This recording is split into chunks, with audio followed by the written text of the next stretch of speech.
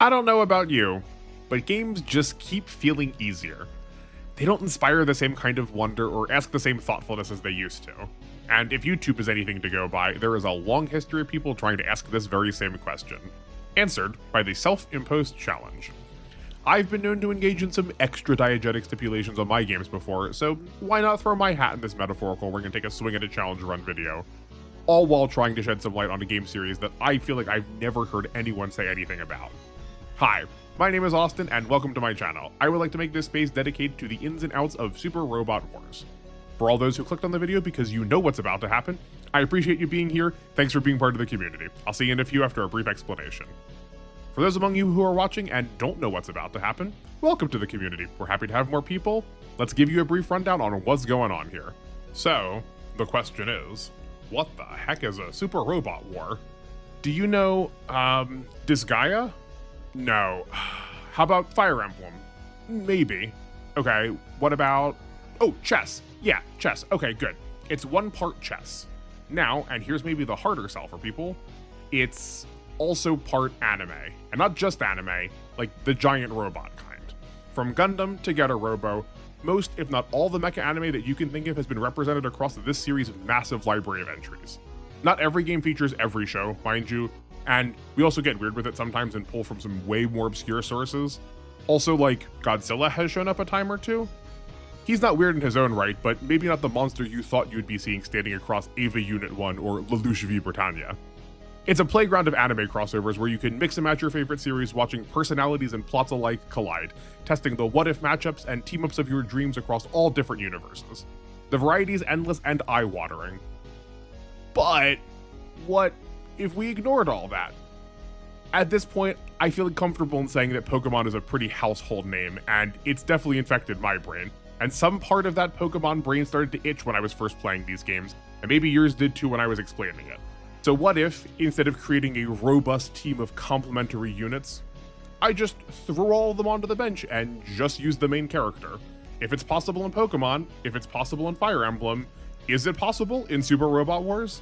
Today, I'm going to at least try to answer that question for Super Robot Wars R. Let's outline some ground rules first. I'll try not to make this take too long. I know these parts of challenge videos are often pretty dry, so I'm going to save all the exceptions and caveats for their relevant scenarios. First, I'm only going to be able to use the main character from Super Robot Wars R. That does mean that I'm allowed to choose between either Ral or Fiona, but either of them are fair game. I can only use their personal robot, the Excellence, but I'm going to allow myself to use all of its forms. I do think the question of the Super Robot Wars challenge run is pretty far-reaching, and I hope to keep asking it on this channel, but for now at least, I'm not going to put anywhere stipulations on who and what I get to use, so at least for this video, I'm not going to be precluding any upgrades or any parts. If you've played these games before, you understand. If you're not, think of it as ways to make your unit better. Second, all other player units are going to be forbidden from entering combat, even if they're not contributing meaningfully. I'm even going to do my best to keep any of the units that are force deployed on the map away from combat as far as possible such that they're not drawing enemies' attention. This element is probably going to be the most questionable of my parameters, but like I said, we'll talk about it when we talk about it. I am going to be allowing the use of spirits on behalf of these other pilots, but only in the condition that it tries to get them out of combat more. So, the main one that's going to happen is Excel. It's an ability that lets characters get themselves 3 extra movement for a turn. That's totally on the table. Additionally, I'm going to be allowing pilots to equip some parts that increase their movement. I do kind of forget about this allowance I've given myself until about halfway through the playthrough, so it's not even going to make that much of a difference. Other than that, pilots can't use their spirits to influence combat, so no dawns to decrease enemies' morale, no blessings or cheers to increase the rewards from combat, no healing through spirits. Any of that stuff is forbidden. I think you get the idea. Third, and finally, I need to complete the game as wholly as possible. I'm not here to skip or to glitch, or to try and cut out any part of the gameplay. Other than this challenge stipulation, I want the game to look as normal as possible. I don't want any gimmick or extra diegetic solutions, because the point of it, in my mind, is to strategize around the qualities of the main character and the Excellence. I do want to try and take out every boss that I can, but I am willing to sacrifice that element if it means surviving, or more likely keeping other player units out of combat. Okay, that should handle the general outline of the rules. There's not that much to them, and I'm sort of working off this does it make sense principle. I think we're all going to be pretty comfortable with the parameters once we see a few scenarios in play. Ooh, in case I forgot to mention, these games aren't quite translated, so you're going to be seeing a lot of Japanese in this playthrough. I know, it might look scary to play a video game in a language that you don't speak, but that's why you're watching a video. I'm going to try and talk you through everything that you need to know, but if I do miss something or if you have a question, I'll be happy to meet you in the comments to help make some more sense out of it. I'm going to opt to use Fiona for this challenge. The choice of main character presents actually very minor differences, then they're going to matter the most in the early and late game. I would prefer Rao if I could manage it, as the final excellence robot prioritizes melee and that's Rao's specialty. But minor does really mean minor here. The difference between stat changes is only a shift of 5 points. So, for context, 5 points of difference represents a 2.5% change in damage. But, you know, at the end game when you're doing like 8,000 points of damage, a 2.5% change could actually be the difference between whether you're landing or dropping a kill. In addition to that 5% damage change, there's also a 5% swing that applies to the defensive stats, so defense and evade. And 5 extra points to evade in the early game is crucial for hitting those 0% enemy hit thresholds. Fiona's specialty is evade, so she's going to be the choice here. Other than their core stats, Rao and Fiona have the exact same pool of spirits, the spells they can cast on their turn that allow them to increase their hit, or guarantee they dodge the next attack, or double the next damage they deal. And they, like every other pilot in Super Robot Wars R, has the exact same formula for level growth, which is to say, 1 point towards their 6 base stats every level, and 2 points towards their SP. That's what they spend to be able to cast those spirits we just talked about. We're not actually going to end on that high of a level. Kind of. Mostly. You'll see when we get there. So, a 5-point swing does actually make a little bit more of a difference in the context of this video as opposed to, say, a normal playthrough. The rest of the setup from here on out is just story, so we're finally ready to begin. Our first scenario is an easy one. We begin the map in exactly the position we want to be in, and we aren't going to move from this spot. We'll be using these tiles a lot over the course of the playthrough, either the 30-30-2020 versions or the 2020-10-10 versions. I'll be calling them base tiles from here on out, even though they all have different names in the game. Fiona starts with just one spirit, Focus, and it too is going to see a lot of play. It boosts the user's chance to hit and dodge by 30%, and if you're going to remember any one bit of Japanese from this video, this is probably the one. Now, our robot, the Excellence, flies, so we won't get any of the hit and evade benefits from the tile, but that spirit use is going to be enough to keep us safe, especially with the 20% passive healing we do get from the base tile. Now to just sit back and let the turns roll. We have enough SP to fire a focus on every relevant turn of the map, but not every turn. So let's take a look at our enemies. They are going to be moving on turns 1, 2, and 4, but the Janice that move turn 2 will not be enough to reach this. So we can use focus on turn 1, 3, 4, and 5. With this Janice skill, Fiona goes to level 5 and she gains the second of her 6 spirits, Flash. It lets her dodge the next attack she would receive, absolutely guaranteed. She can also hold onto this effect, casting it one turn and letting it sit around and apply in a future turn. I'm going to note all the important level ups gained over the course of the scenario. It's not going to be many, but it feels weird to just not acknowledge them at all. So, yeah, very few of the tools are going to see use because of this challenge, but they are there and they will come up occasionally. Let me also take the time now then to mention Potential. It's an ability most named pilots can have, and as their HP decreases, their hit, evasion, and armor increases. And maybe also critical, I don't know, I'm not sure how to thoroughly check that. Higher levels give better results at earlier thresholds, and while Fiona is going to gain 4 or more levels of it over the course of this run, I'm not going to be noting them beyond this because the difference they make is small normally, and well, you'll see how the mid-game goes for us. I will also be ignoring support attack and defense levels since they need other pilots to do anything, and today I have opted for Solitude. We'll check back in here again in 5 levels, but now back to the action. I'm also going to hold off on attacking this one Daughters that arrived later as it's holding a repair kit. If it drops to critical HP, it's going to use that repair kit on its turn, and I kind of want to get my hands on it, or at least I thought it would be valuable to have as many early consumables as possible. They will get some use in the upcoming scenarios, and wasting parts by letting enemies use them means that I'm not going to have enough when I need them, but this one in particular may be extraneous.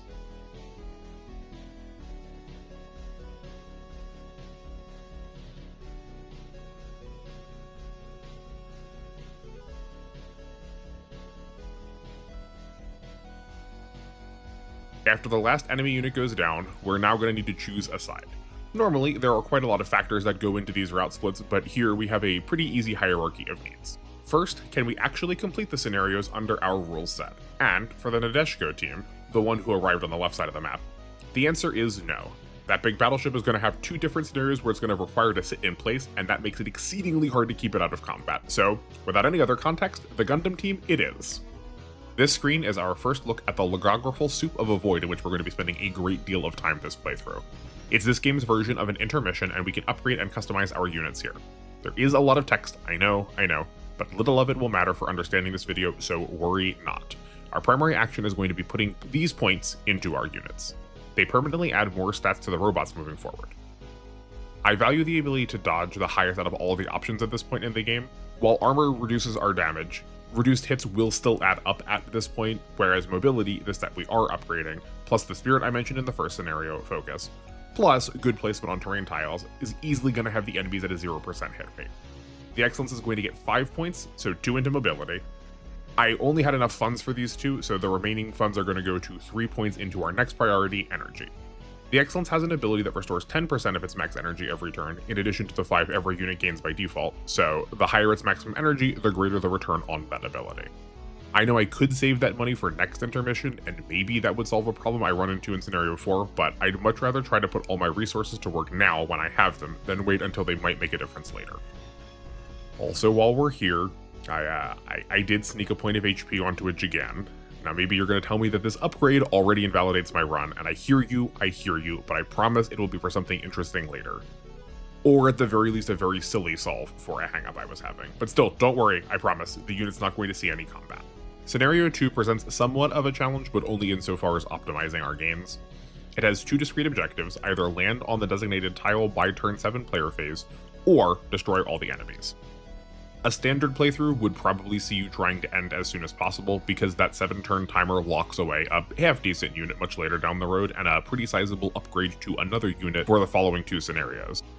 And while I would like to have that secret unit, I can't clear the second half of the requirements since they need another one of our pilots to go into combat. It is connected to that silly reason I mentioned during the intermission. I promise it will come back in, 18 scenarios. Despite all of that, we are still going to go for the scenario ending in a turn count. Why bother then? Why waste the kills and the EXP and the money? Well, very simply, it's this man, Char Aznavour. He is one of the most proficient pilots in his universe and has been oh so faithfully translated into a bugger of a boss to hit. And while I would love to destroy him, taking the part and the funds that he drops, the actual task of getting that done is less than consistent. But if I can land on 5th Luna before my 8th turn rolls around, I can just ignore him. He isn't around for the beginning of the scenario though, he's going to show up with even more fodder on turn 3. In the meantime, I need to deal with the squad that's right in front of me. So, a good deal of my positions are going to be chosen very carefully over the course of this playthrough, but if I say, move to this specific tile a lot, we're all going to fall asleep before this video is done, so trust that the tiles do matter to get enemies where I need them to, and I'll point out when it matters the most, more specifically. For now at least, I'm also going to prioritize tiles that put me adjacent to enemies, typically the more the better, since I can use the melee attack high frequency sword at no cost. A number of generic enemies block the path to 5th Luna, so I'll need to wade through them first, a pattern common to most scenarios of this game. Our first real threat comes in the form of Resin, effectively an elite version of these generic Gyaradoga enemies. Her most fearsome quality is her ability to offer support attacks and defenses, adding extra damage and robbing us of kills if she sticks around for too long. I make her my primary target, letting the counterattacks weaken the generic Gyaradogas, careful to conserve my ammo for actually finishing off the enemies. One of my weapons, the fairies, are only active once I hit the morale threshold of 120. I get 5 morale every time I shoot down an enemy, so 4 enemies is our target number here, and we want to hit that as fast as possible.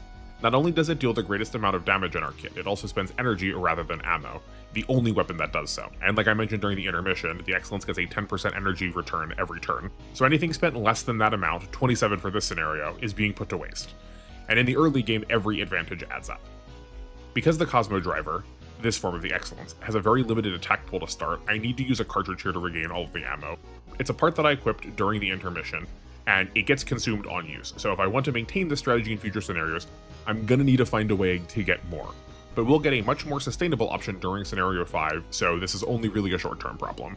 Now restored, I charge towards 5th Luna. I need all the movement I can get to reach it in time, and I know the Gyaradogas will follow me, still giving me the final kill necessary for the 120 morale. Now that I do have the fairies, I need to spend thoughtfully, destroying a few units to maximize skills and funds. If I have more than 30 energy left on turn 7, I wasted a kill. I also need to save some for Resin since I need to drop her HP rapidly. I don't want to chip her down as she is holding a repair kit, so critical HP means again wasting time and energy. You may have also noticed that there is a third boss that I have neglected to mention here, and that's mainly because we're just going to ignore him for the time being. His name is Gune, and poses a far greater challenge to kill than Resin, in that I will not have any guaranteed hits on him without a lot of things going very specifically right. And even then, he is still likely to hit me, and that is damage I just can't afford to take. So attacking him here is a mistake, and I absolutely should have just destroyed another Gyaradoga instead. Oops. But with this damage, I use my last part, a repair kit of my own, and then a focus, and then get 3 spaces away from Resin. The fairies do not attack at 1 or 2 range, and I want to destroy her this turn, both to remove a source of high damage, and because the longer she stays around, the more apt I am to make a mistake and set her to critical, or not have enough energy left for fairies.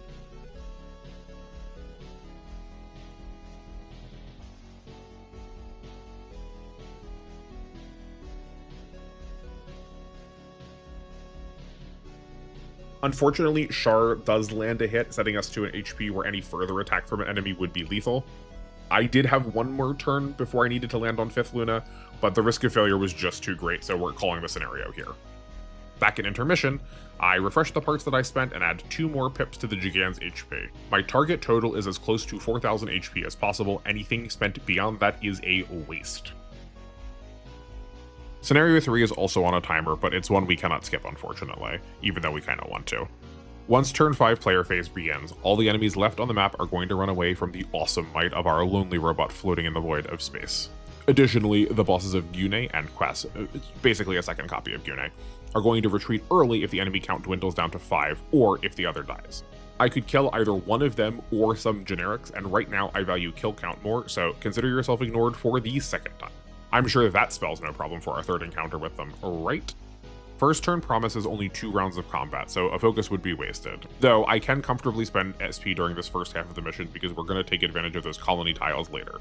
I do need to specifically be underneath the bend of this right angle formation here. Anywhere else, I either lose out on enemies moving in range on the right turns, or get enough kills to actually destroy said enemies. Remember, beginning of turn 5 is the deadline, and we practically wasted turn 1, so we really only have 3 turns to make anything happen over here, so the timing is tight.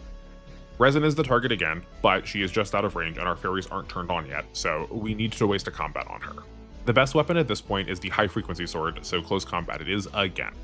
It also means that the upper Gyaradogas are going to be out of range for the time being. That hit by Resin also means that I need to use my second repair kit now, lest I am reduced to the agent fighter, and it's effectively a game over for this challenge. And just like last time, I move off center to give fairies their range, and turn 4 sees Resin go down. Turn 5 begins with introducing the actual crossover elements of this game, in terms of enemies at least, and pits the excellence against the much more defensive but easier to hit targets in the form of Butcher and some generics from Zambot 3. I book it over to a satellite, my home for the remaining of the scenario, because the passive restoration qualities similar to the base panel from the first scenario, but a little bit less this time. None of these generics, the mecha boosts, are really that exciting, they're kinda just tedious. I get enough energy for 1 fairy every turn, but they pose no threat, so it's just a matter of time until they all die. 1 does put Fiona to level 10, where she learns the passive blocking. This lets her use up to 3 different defensive systems a unit can have, that being swords, shields, and guns. Swords stop other swords, shields reduce damage by half, and guns shoot down rockets and bit-based attacks. Now, this effect doesn't happen all of the time, that would be busted and way too easy. As blocking levels up, so too does the activation chance. I'm still not sure what that chance is, but a higher level definitely makes it happen more often. I'm not going to note any future levels of blocking because I need to exist more than I need the probably 5% gains on any different level. With that, let's look at Butcher.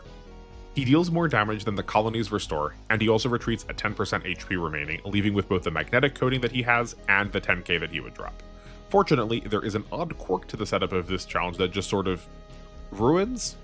Yeah, absolutely guts the AI of these bosses, making those retreat thresholds a non-factor if I know them ahead of time.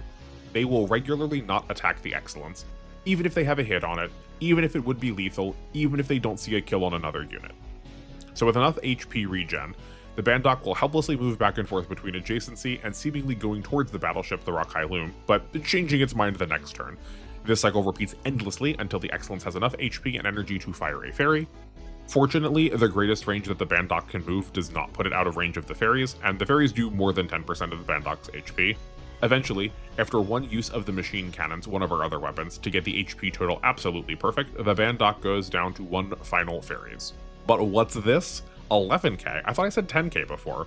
While my counting skills are questionable at best, no, this is actually a feature of the rudimentary ace bonus system this game has, and the reason I wanted kills over much else. See, each pilot has a running total of the number of enemies they have shot down, and at certain thresholds a small bonus is applied. At 50 kills and 100 kills, the respective pilot gains a blue A that comes with a starting boost to morale, 5 whole points. But, unspecified anywhere other than in post-kill records is a 10% increase to the funds gained by the respective pilot. Every 40 kills up to a total of 50% extra with 200 kills. This bonus does not stack with fortune, but for the purposes of this playthrough, that factor is irrelevant. Fiona does not gain fortune. The sooner Fiona hits 200, the better. There is no world where she won't with how many generics there are in the mid-game, but I'll get so much use out of this buff that I'll cap funds not once, but almost twice. Speaking of funds, now what are we going to spend all of this money on? Well, another Gigant HP. Fortunately, this will be the last, and my very intelligent tactic of upgrading something that we aren't actually using will come to an end. More points go towards mobility now because this next scenario is a doozy. It is the first roadblock I hit and one of the very few clears with which I am deeply dissatisfied. Remember this moment because if you are too, I want to come back to this at the end of the video. I think you'll enjoy it. Despite our previous use of a cartridge and the new magnetic coating offering +5 to mobility, I equip a repair kit and a propellant tank. Bosses will be dealing incredibly high damage, and careful play is going to account for that cartridge more easily than HP or energy. The propellant tank remains the most energy efficient part in the game, and refilling on the big bursts of damage that I can deal with my fairies means that I can finish off bosses without having to wait for just some stray hit to end the scenario. Well, we can't put it off any longer. Time for the least consistent scenario in this entire run. The title should have given it away. Scenario 4, the worst outcome. Unlike previous scenarios, we don't really have any easy saves on terms of objectives here. At least not ones I really feel comfortable using. I could move the Rockeye Loom onto the Axis tile, but that feels a little too much like using that unit, so no go there. Instead, every enemy is going to have to go, and we have 4 serious bosses. Resin, Yune, Quest, and Char. The names should be familiar. The first target, for the last time, is Resin, so I charge towards her position with both a focus on and keeping to the asteroid terrain for a -20 to enemy hit. This tile specifically gives access to the greatest number of counterattacks on enemy phase while also getting Resin in range to start whittling down her HP. It also creates this little channel to keep many enemies adjacent and all enemies in counter range. Resin's going to demonstrate our blocking ability, the Sword Cut, and ignores the entire damage of my attack, which is a pretty big setback in terms of turns. The bottom 3 units move up here as the remaining Jagged Doga threatens to surround me from above.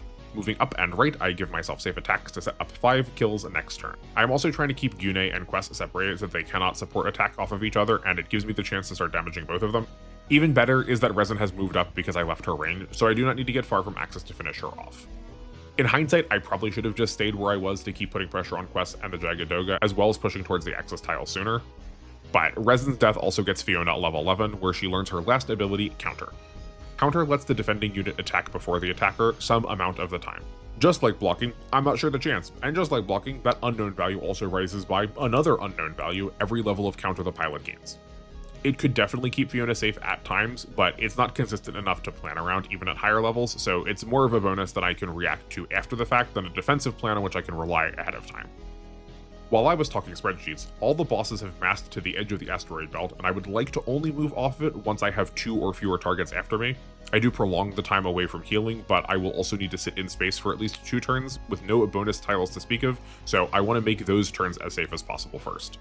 No matter what I do, Char will be inconsistent, so the other bosses are going to have to be the ones to go. Yune has the lowest HP of the 3, so I was fine with getting him to the lethal range with my counterattacks, and then I could just switch my focus to him once my next attack would finish him off. Most of my player phases have been chipping Quest's massive HP pool, so she is also low enough to die in the player phase following Yune's death, and then that leaves Char, and hooey, he is the scenario all on his own. He is the first evidence that these games are not really made to be played this way because goodness are the hit chances shaky. I suppose using Amuro as our solo character might ameliorate this problem, since he is sort of given to the player to perform that job in a normal run, but today, I'm facing 90% hits that 2-shot me and 25 to 50% hits that 3-shot him. Those odds are not looking good. Axis does help, but not by much. I can camp here to heal some, but even when blocking, I take more damage than I restore. I need to dodge a few hits to survive, but I'm kinda still on a clock. If Char runs out of ammo for his long-ranged weapons, he will move into melee range, and that means he also gets the healing tile. I can't hardly do damage now, so I'd call him running out of ammo and gaining that tile a lost condition too. I need to wait until I reach an HP on the excellence that is safe, one where I can attack and stand to take damage back, before making any more progress. And let me tell you, this took many attempts. I spent probably about 2 hours on just this fight alone, like not the scenario, like just fighting Char. It's easily been among the 3 most time-consuming scenarios of this run. I died, and I died, and I died, and it was pretty disappointing to feel that this playthrough was so luck-based already. I was really hoping to show off some like consistent strats that would work, at least like more often than not, something somewhat safe, but this scenario under these rules really just feels like a roll of the dice. There is no happy ending, no shining solution that saves the day. Just roll after roll after roll, and eventually just an 18 hit, and that was that. The scenario was finally over. I knew that the next 2 were going to be fairly simple, having already attempted this run in the past, but scenarios 7 and 9 posed equally as concerning questions as Char had, so I was a little dubious about this whole video. But, with knowledge from the future, scenario 4 actually marks about the 1/4 point for this playthrough. Because from here on out, things are going to get much easier and much more consistent.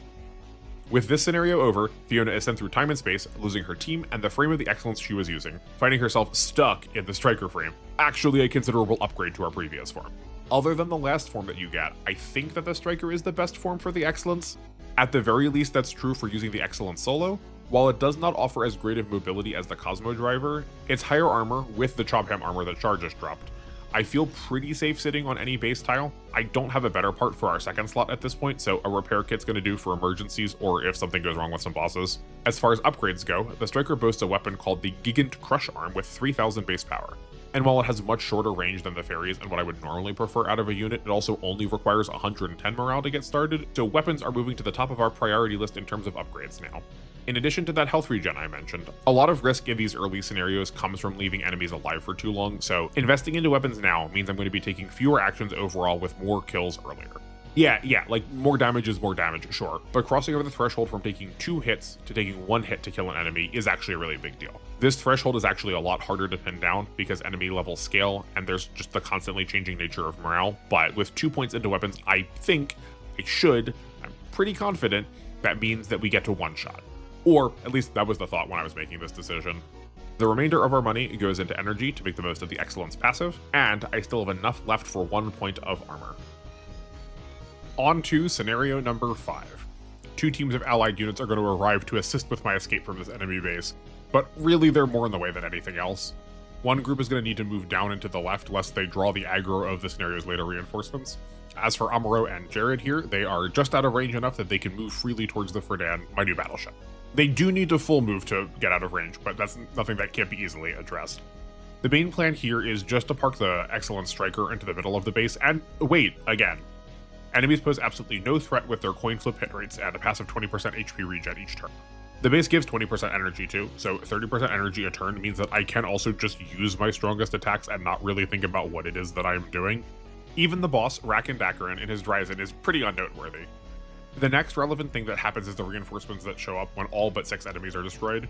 They are primarily the generics fought back in Scenario 1, so it's more just resource padding for me, but the bosses here are no joke. These 2 are the Frost Brothers, and they are really going to be a thorn in my side throughout this misadventure. They have explosive damage values, high mobility, and supports of both flavors. Typically, they're going to move adjacent to each other when they first show up on the map, but this scenario eases the player into how powerful they are by skipping that step at least. That doesn't mean that they can't end up next to each other though, a positioning I would very much like to avoid, so 1 tile up on the base is going to make Olba charge at me into melee range. And while yes, he will be taking a base tile that way, I do have enough SP left over for the new spirit that I just learned, Valor. It makes my next attack deal double damage, so I will not need to contend with that healing for that long. It is going to be the last relevant level up that we're going to get for a while, so get comfortable with this present kit. After a few attacks and 1 Valor, Olba goes down and his brother retreats, and that's the end of the scenario. Despite what I said last intermission, this upcoming scenario lacks a healing tile, so I want to increase my bulk some more in anticipation. I am going to prioritize armor now. We have moved out of the early game. I know it's only scenario 5, but these small, really consistent attacks are what's going to be posing a threat, and if I could reduce that into negligible numbers, I have nothing to worry about. I'd prefer HP over armor if I had a way to constantly heal up, so as more bases become available, I'm going to shift to HP in later intermissions. But for now, the best bulk is a mix of both, raising whichever is lower. Scenario 6 opens with the Get a Robo as the only allied unit on the field. Thankfully, the rest of the scenario arrives on a timer, and 1 turn later to be precise, so all I have to do is move as far to the right as possible. Like I mentioned at the top of the video, I'll allow myself Excel, a spirit that gives +3 extra movement, on any other unit as long as it means getting them to safety sooner. Maybe that does count as using them, but the challenge kind of can't happen without it in some scenarios, so I just rather a bit of an exception to allow us to engage in this whole question. And speaking of questions, this scenario asks the players to divide their attention between left for the Mechasaurus forces or down for the Gundam forces. The Mechasaurus are bulkier but fewer in number, while the Gundam enemies are the opposite. I would normally save the Mechasaurus enemies for last, with the Mechasaurus Bull usually being the final kill of the scenario, but I'm already pushing myself here, and I figure if I may as well try something different this time. Plus, if I can kill the Bull early, the remainder of the scenario will practically play itself. I don't really want to waste enemy phases though, so I am going to take a somewhat more neutral position between the bridge so that both forces can attack me at the same time. Generally speaking, I am going to jump around this cluster of buildings here because it's going to keep the Mechasauruses off terrain and also me on it. Plus, there is no better terrain on this map. Unfortunately, the Gundam units make a beeline for it, but they have plenty of time to get countered.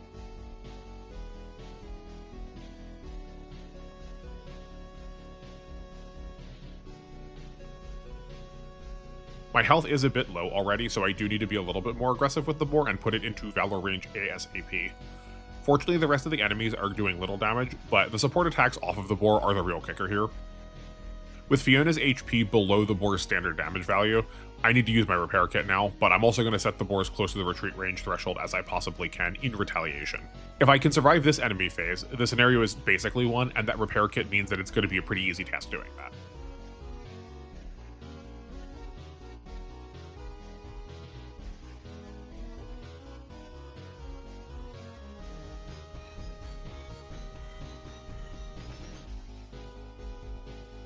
With a Valor and a Focus, General Bat is destroyed and I am free to clean up the remaining enemies at my leisure.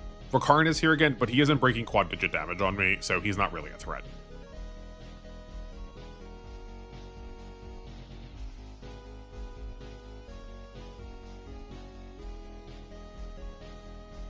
Scenario 7 was the first proper roadblock in actually executing the rules of this challenge, and we're going to talk about that in a minute. But for now, I want to put as many points into weapons as possible to make the end of the scenario clean and fast. I definitely cannot afford to leave the boss with a few HP remaining. One more point into energy still, though leaving that 2k sitting around means I probably should have invested into HP instead to better use all of my resources.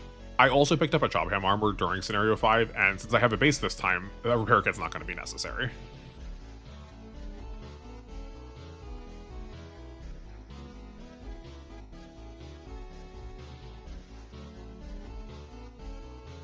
So here's the problem. Did you see that little combat montage at the beginning? Which I super also did not initiate, so that doesn't count against me for the purposes of this challenge. Yeah. It leaves the Great Mazinger absolutely glued to that spot for the duration of this scenario. No matter what I do, he just will not move. So I'm going to need to kill enemies around him to not break my other no unit scene combat rule. The first half of the scenario is actually no trouble. All the enemies start pretty far away, and I can engage them far before they're going to see the Great Mazinger in range. Given that, I am going to A, need to keep a unit alive to trigger the second half of the scenario when I want to, and B, destroy the boss before he gets down too far, because otherwise he's going to ignore Fiona being in his range and he is going to go straight for the Great Mazinger. My defenses are so strong at this point that I'm only taking 10 points of damage, the lowest normal damage a unit can possibly normally take. It is in part the reason why I've switched to prioritizing armor now. I opt to hold on to the Gratonius as that one enemy unit we're going to save because it's the least threatening between it and the Giron, and I wanted to take out the lower enemies to be safe while also spending turns destroying the Fortress Demonica. It, however, has opted for the opposite of my strategy and has a great deal of health but just practically no defense. Keeping enough SP for a Valor may have been prudent to finish off this upcoming boss, but I did not want to risk this early biosensor by letting the Great General of Darkness retreat. It's going to see a lot of play on the Excellence in the future, so it's pretty important we get this now. Fortunately, it seems that the enemy units are just in on this plan, and it does keep its attention on the Excellence despite being also within range of the Great Mazinger. I know deep in my soul that this game is just programmed to go easier on the player, Games like 2 and 3 Complete Box Edition would never let me get away with something like this. Is there an enemy that's close to death nearby? It's out of here. But fortunately for me, this AI is pretty easy to deal with. If only we could be so lucky in the real world right now. Also, if you couldn't tell, I'm not really worried about the turn count this playthrough. Some of these strats are going to take a long time to execute, and I think, barring some post-video discussion that says otherwise, you might need to max the turn count to be able to finish. We'll see. After sitting around for a few turns, all of my meters are full, and I finish off the last enemy to spawn those Daitarn reinforcements. They make a semicircle around the Great Mazinger, and this is the reason why I was concerned. There are just too many enemies closing in on a stationary target for one not to land a hit somehow, the boss especially so. Edwin here is going to start to move 3 turns after he arrives, and he will stop at nothing on his way to the Great Mazinger. Even if I put Fiona in the way, he is going to ignore her. I originally tried to be in position to attack Edwin as soon as he arrived, but the II get Tetsuya first, and also don't retreat once the boss dies, so that's not really a solve. Instead, the tiles to use are this middle column. The top of this middle column means that Fiona can counter the II with a plasma beam.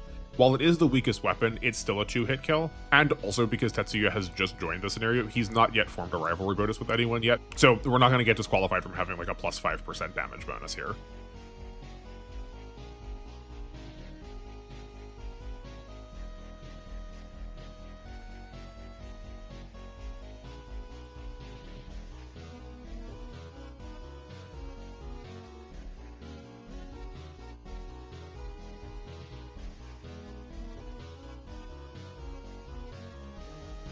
After the second turn of reinforcements, one tile lower is going to allow Fiona to attack the Metenger who are coming in while still keeping the II in range.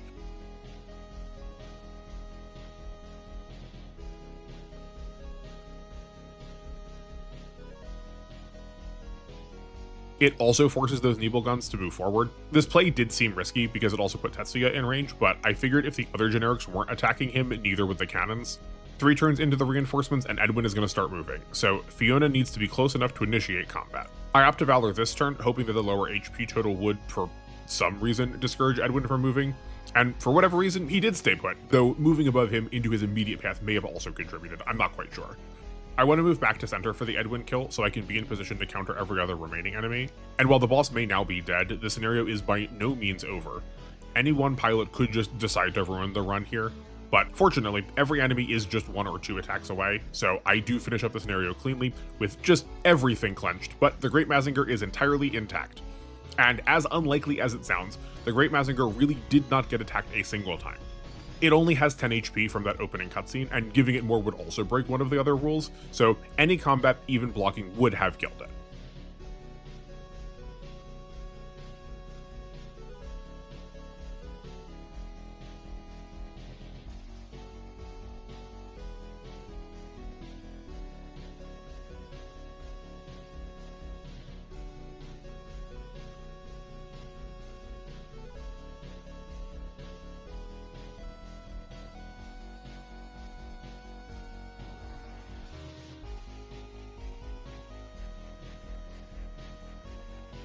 That ends the second of our 3 early game hurdles, the final one being scenario number 9, and this intermission is just more of the same in terms of upgrades.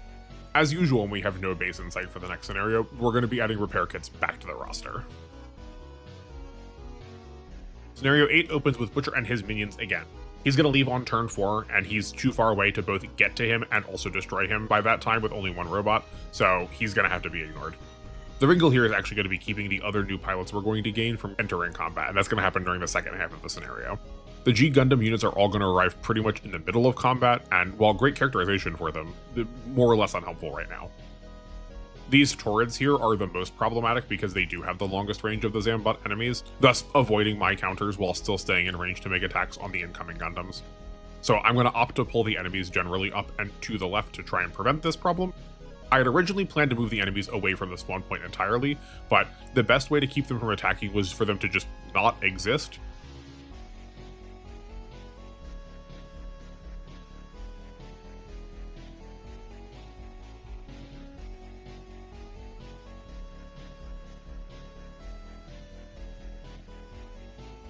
After a few attempts at positioning, I was able to find where I could both counter all but 2 enemies and also be far enough away from where the Gundams are going to end their movement once they've arrived.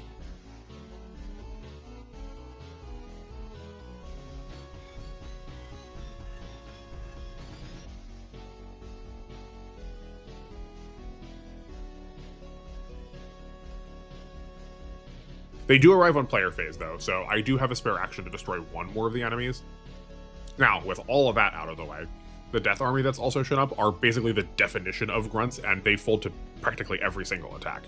The scenario is definitely designed to both make the Gundams look pretty good when they first show up, and also give them some early kills to let them keep up with the rest of your team, but there is absolutely no threat here now. Even the boss, the Devil Gundam, it's got a generic pilot in it, and it's also only the first of 3 forms, so you know it's not that serious.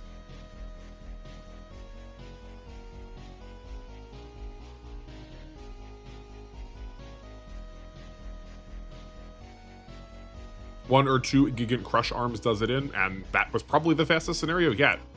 If you're looking at the time right now and you're a little bit worried, don't fret.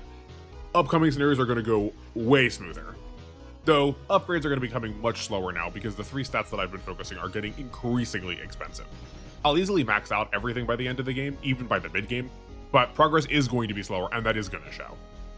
As far as parts go, one slot must be dedicated to a cartridge this scenario. We're going to be oh so generously given a new frame that we have to use, and without a cartridge, we are dead in the water. Scenario 9 has the grave distinction of being the stopping point for my first attempt at this run. I just didn't think it was going to be possible because of how inadequate the new Excellence frame is.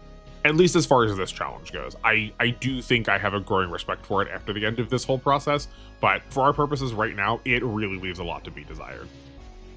Fiona is going to heroically jump in front of the Dendo, a unit that I would trade literally 0 things for, and if you've watched my full playthrough on this channel, you will get an earful about my loathing for it.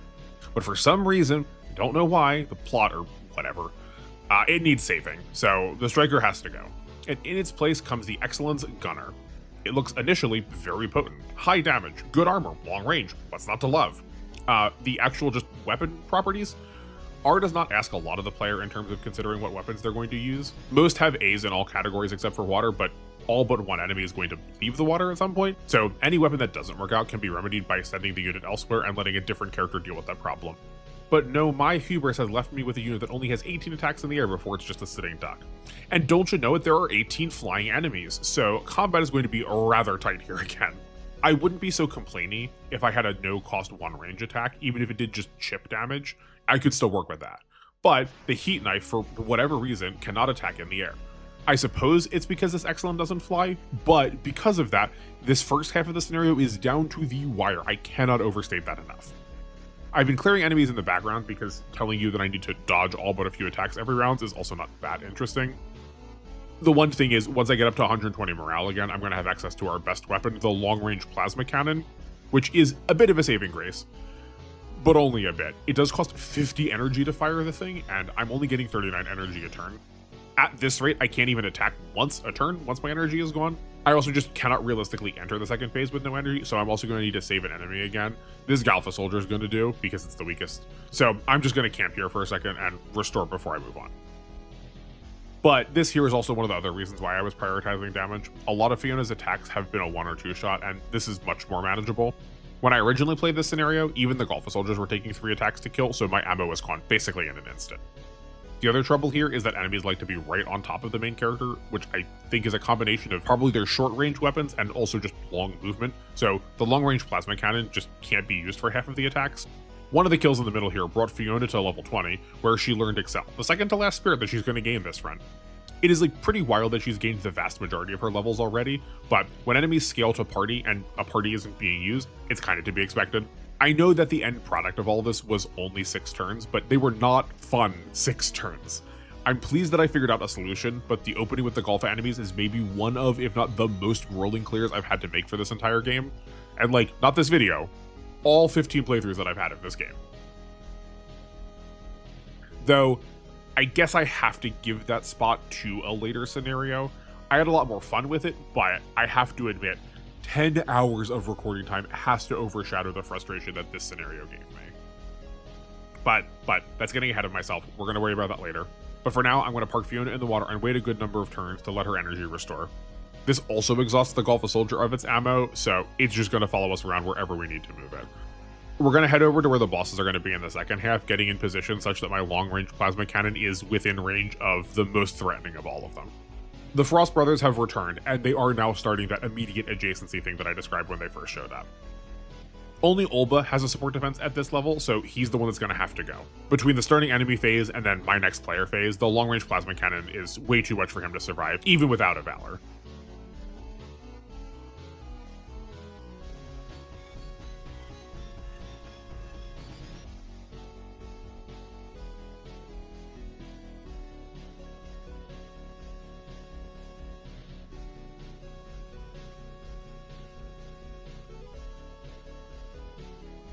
Shagia retreats again, and then the rest of the remaining enemies just file into their demise. It's almost tragic how they throw themselves at such low hit rates. They're watching the units before them crumple like wet tissue paper, but I have to say, the catharsis after that first half is all I can feel right now. And that, my dear viewers, brings us all into unfamiliar territory. I had theorized about the remaining 3/4 of this game, but until making this video, I had not gotten past this point in this challenge, so I did still have my knowledge from previous playthroughs, but there were some stark and very surprising differences than what I was expecting. Given this, I do know that 10 is a bit of a newbie's trap in the second objective, wherein the player has to defend a certain unit from a wave of enemies. Honestly, it's a good objective, and the variety is really appreciated with how many of these maps are just destroy enemy, but defending with only one unit is gonna be a little tricky. The Great Mazinger survived fine, so maybe the same logic is gonna work here. Let's find out. The first thing of note here is that there is a boss, the Mechasaurus Gera, and the Dendo, who are going to show up once there are only 5 enemies remaining on the map. We're going to need to time our last kill to make sure that that happens on player phase, otherwise the Dendo is not going to have time to run away and is going to be attacked immediately. Even with a chance to run, the Gera is still going to charge the Dendo, so I want Fiona close to the right side of the map to intercept pretty quickly. And then, once the Gera is dealt with, I can move back to where the defense objective is going to show up in the future. The Texas Mac is also going to need to move out of the way, as it's kind of just sitting in the middle of the spawn point for the second half of the enemies, but it's not actually pressured in the slightest during the first half, so that's not really much of a concern. Destroying the Boar as the last enemy definitely leaves me a lot more freedom to work around. I'd rather not have to split my attention between it and the Gera. I do misread the map though, and thought we were one more bend into the river, so I'm much further from the Gera than is probably practical. It is worth noting that at this point, I am still in the gunner despite all my grumbling last scenario. Why is that, you might be asking? Well, there's 2 reasons. 1, enemies are grounded now, so 2 more weapons are available to me, one of which does have infinite uses. That was kind of the real sticking point last time, so definitely better conditions to get the most out of this frame. And second, I used the calculator that I made for this game, link in the description, along with all the other documentation I made for this game, and I figured out that the gunner was the only frame that was going to have enough damage to kill the defense wave in a timely fashion. The Striker was just shy on damage and was leaving like tens of HP in the prediction, and maybe that wouldn't have been entirely true given the context of morale and all that, but I also wanted to try the Gunner first. Maybe I would come around to it. It does offer a lot of extra range, so while the enemies are moving in, I can kind of soften them up. It's not like a defense target has failed in 1 or 2 turns. Who would make a scenario like that? Why would this game do something like that? Now, with the Gera down, I'm going to do the same thing that I did in the Mazinger scenario, and I'm just going to have one straggler follow me around, and then I can get into the position that I want. Okay, so here is what I came up with. 5 tiles to the left of the Leo circle puts Fiona in range of every Galfa soldier. The long-range plasma cannon is a one-shot, and the sextuple Gatling beam gun needs to crit to be able to OHKO, so all 6 of these enemies are accounted for. All I need to do is destroy the Night Gear Ogre on player phase, but that should be easy with already getting a counterattack in. But of course it's not that easy, you silly mechanical goose. The Galfa soldiers will, despite flying and getting nothing out of it, prioritize taking terrain tiles instead of attacking. So instead, Fiona needs to be on a building 1 tile to the left of the position I mentioned before. From there, every Galfa soldier will be able to attack her, and only one has moved oddly, just onto the terrain right below her. As long as the counterattacks crit, the scenario can continue. Fiona is favored to crit, given the difference in skill. I know it factors in somehow, I don't know exactly how, but I know it's included. And that plus 10 crit from the Gatling beam is certainly helping, but 1 more point into the weapon would have also solved this problem.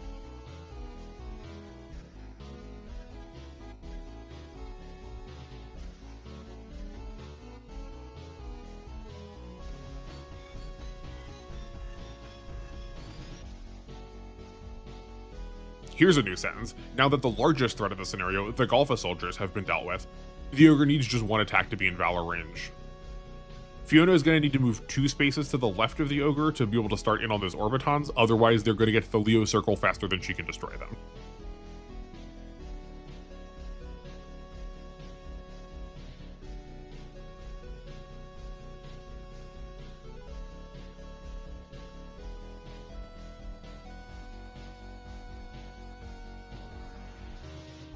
Also, this crit wasn't necessary here. The Orbiton would have died on enemy phase. One goes down to player phase as it stands, and only one needs to be in range of the long-range plasma cannons since the Excellence does not have enough for 2 uses. That leaves 1 Orbiton remaining, and it's countered and cleaned up on the following player phase, ending the last challenging scenario for a pretty long while.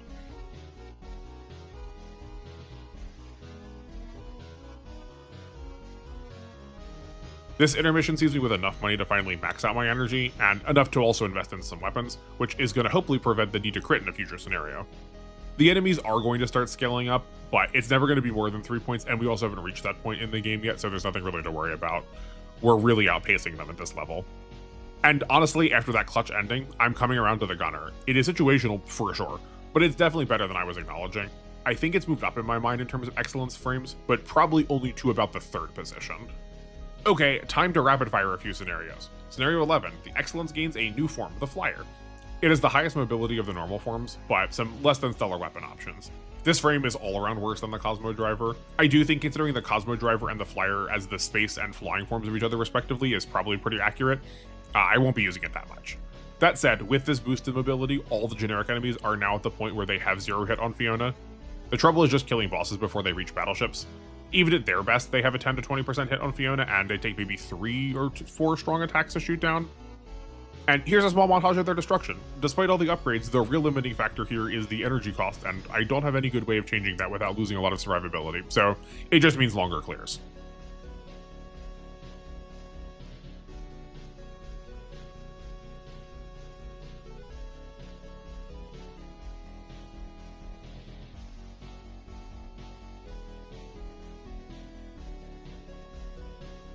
At this point, there's little need to really comment on the upgrades we're going to make in the future. Fiona is nigh unstoppable, and very few parts are going to warrant conversation, so for reference, the general ordering of upgrades is going to go weapons, then armor, then mobility, then HP. Beyond this, I'm not really going to note upgrades anymore. Scenario 12 offers base tiles, which means it's practically solved already. I just need to move these pesky force deployeds out of here and they can meet back up with the battleship later. Fiona is so durable at this point that the base isn't actually even necessary. I'm now at the point where I can intentionally let enemies use their repair kits as I have no use for them, and it's going to offer me a little bit more XP, and that's better than them just sitting in my inventory. It's really only 1 or 2 points, but theoretically, it adds up. The Combattler does drop a Super Alloy V, the second best defensive part in the game. It's going to go on immediately, and it's not going to come off for a long while. I opt for the Nadeshko route for this route split. Any excuse to see the Combattler and Voltace is good by me. The scenarios have easily moved force deploys, and there are bases. Let's go to it. Scenario 13. Turn 2 sees the Combattler and Kara arrive. They meet up with the Nadeshko, and Fiona is good to sit on the base and fundraise for 10 turns. Even General Dungle's surprise of having turduckened his Great One inside the fake Combattler means absolutely nothing in the face of reaching almost 5k damage at this point.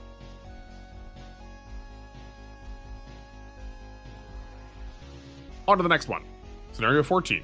Only the Voltace starts on this map, but everyone arrives 1 turn later. There are fewer enemies here than there are on one phase of most scenarios.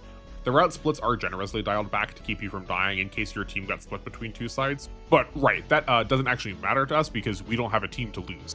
There is still something to deal with in that route split as far as the story is concerned, so someone has to go and do it. So I'm kind of upset about this part. I was really excited to talk about how when you send a unit away, its pilot comes back with 2 or 3 extra levels when the route split reunites, but that never actually mattered. I was hoping we could try and measure, could we increase our level scaling by a level and then add some extra experience, but it just never worked out. I guess I am kind of mentioning it here, but it doesn't feel as satisfying. Oh, I think I missed the boss dying. I wasn't looking, sorry. Well, I mean, I hope it put up a fight. Scenario 15. Speaking of route splits, that one has ended, and everyone is back together to take a dip in the lake. Unfortunately, as you have noticed, the game does not record units being underwater that well. It does flash more consistently on original hardware, even on my screen here, but OBS just picks it up weird for some reason. For what it's worth, if you know why this is happening, I would love to know. Please help me, I'm so confused. In the meantime, though, the Excellence has gotten another frame, definitely the worst among all of its options. It's the Diver. It is low power, short range post movement weapons, one of which also requires morale, and it's only good in the water. I'm going to be switching out of this as soon as possible. There is a bit of a wrinkle to this scenario. These are the 2 bosses, the Dragonsaurus and the Fortress Demonica. We've seen the Fortress Demonica before, but the Dragonsaurus is new. If the fortress dies, the Dragonsaurus retreats. If the Dragonsaurus is defeated in any way, the second half of the scenario is going to start. I said I wanted to destroy all bosses, so I do want to take down the Dragonsaurus. It is going to be a pain because I need to keep it around like I was doing with his other last enemies in previous scenarios. This one also is going to require me to drag it onto water, but all the while the Fortress Demonica is going to be sinking my battleship? Is that a board game people still play? I'm like really deep down the designer board game rabbit hole at this point, so I couldn't tell you. While this little production is happening, I do need to move the Dendo down to the bottom left corner of the screen. I do have it in the Nadeshiko here, but I really should have kept it by itself so it could use its Excel and make things a little bit quicker. Once the second half of the scenario starts, two of its weapons, the Leo Circle that we saw earlier and the Unicorn Drill, will detach and then just start charging at the enemy. They aren't normally a lost condition, but for my purposes, I'm calling them allies, and that's not gonna fly. So I need to keep them out of combat. I don't control them, and the only way is going to be through distance. This map is so tall, so that should give me enough time to clear the remaining enemies before they get to destroy themselves on the Golfa troops. And fortunately for me, the enemy reinforcements are pretty weak. The game just pretends for this middle section that professional machine jams are mini bosses, and I really don't get that. They really aren't. Maybe if we got them like 10 maps ago. The Lagoo admittedly is a fearsome foe, but because it moves the turn that it arrives, it's only really hastening its demise as it gets a counterattack from me. I am going to need to stay in the forest for all the extra stats it gives, lest that sea on land that the diver sports render our HP practically non-existent. But otherwise, this is a pretty straightforward ending. I wrap things up one turn before the data weapons are in range.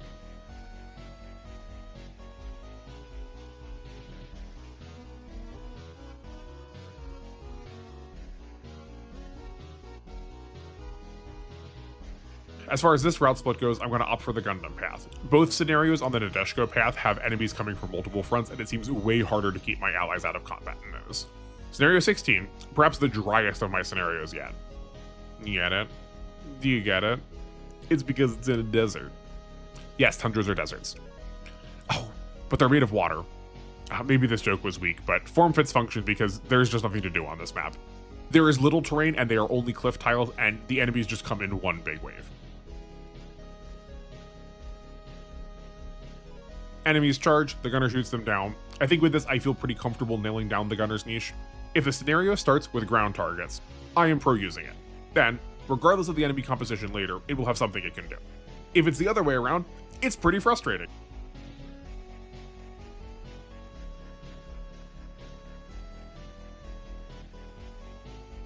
Thrill, as Scenario 17 is another snow map with enemies moving in one direction. At least this time, the reinforcements arrived where the battleship started, so sometime in the middle of the stage, we're gonna have to move them up and to the right. The GX Divider is also going to show up at this point, and it would appreciate the lift from the battleship to keep it out of the pincer maneuver that the enemies have set up. But I'm getting ahead of myself. We've got to destroy some more Gundam enemies first. Even the Frost Brothers are an afterthought at this point. They're going to need some upgrades to stay relevant.